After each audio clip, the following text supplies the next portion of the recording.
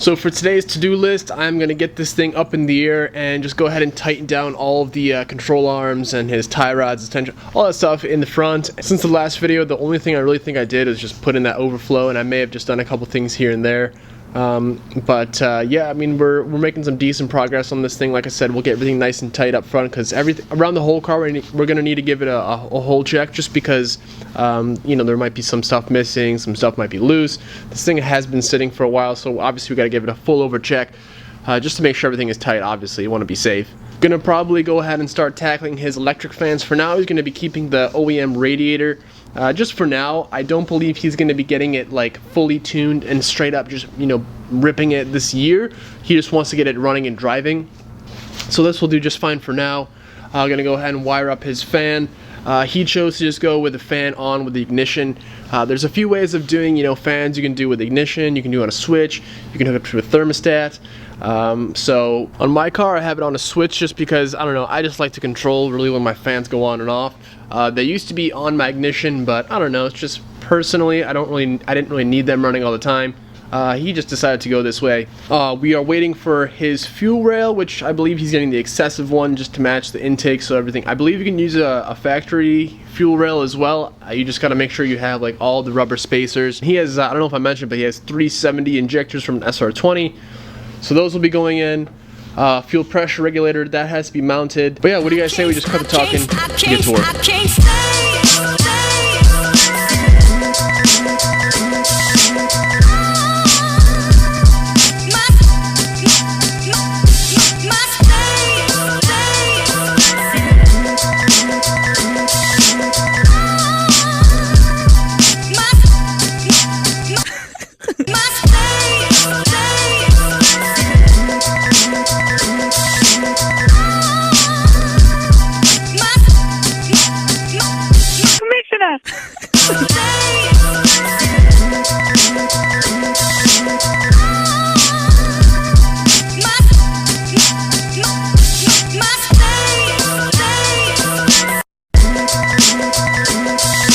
Alright, so I have a question for you guys out there. For any of you that may know, it seems like this fan is factory, because it, you know, it fits right into the factory radiator. There's, you know, there's holes right there for it to bolt up to up top. But as you guys can see, it has, you know what I mean, if my camera will focus, it has a connector right there, right at the top here, this guy. And 2-pin, you know what I mean, obviously. So I was asking you guys earlier about the whole fan deal. And I think I realized that this is actually the fan, so I know that this is for the AC compressor, the condenser. Obviously we got a ground, but yeah, I believe this is for the electric fan. So I just spent some time on getting the battery tray out, as you guys can see over here.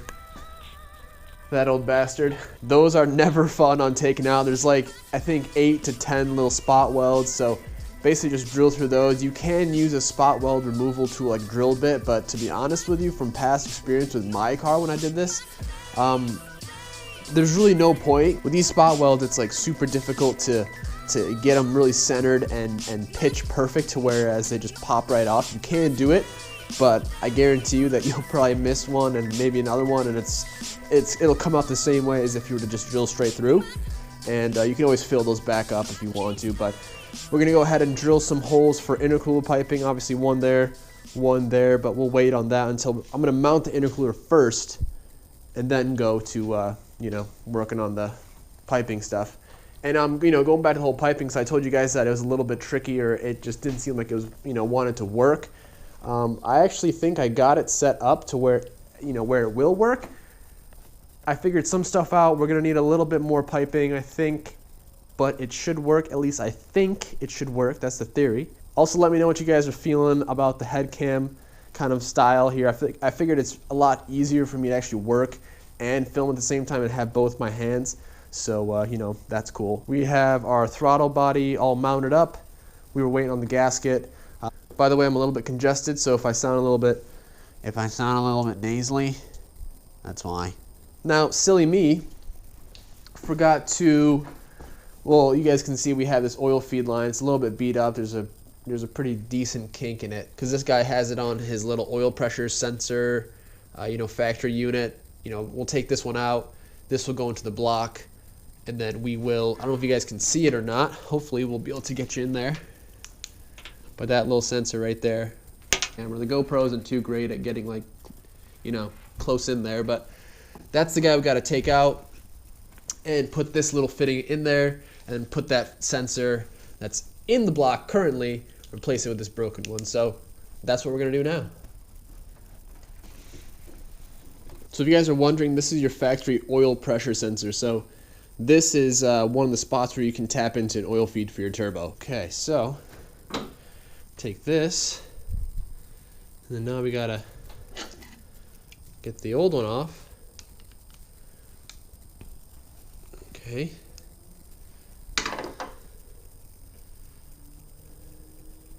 Oh. So yeah, she's seen better days. The nice thing is you could probably get one of these from AutoZone. You know what I mean? KA, US motor.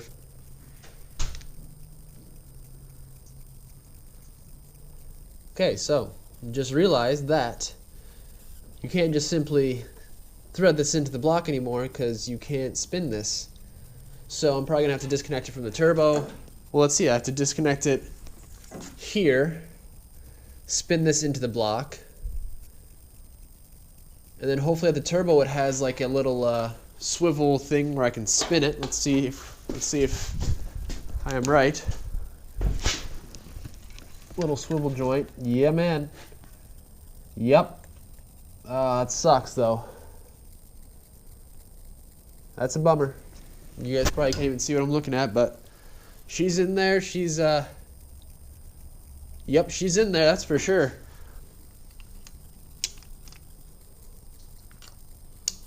Okay, well, finally got this guy off. So I'm just gonna go ahead and, you know, thread this guy in there. Hopefully this line's in good shape. A little bit of a kink right there.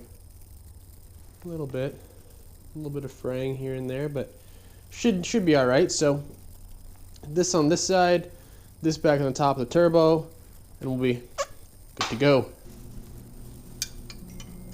Tell you one thing that'll always suck: water and or oil lines on a bottom mount turbo. Never fun. But the oil feed is done.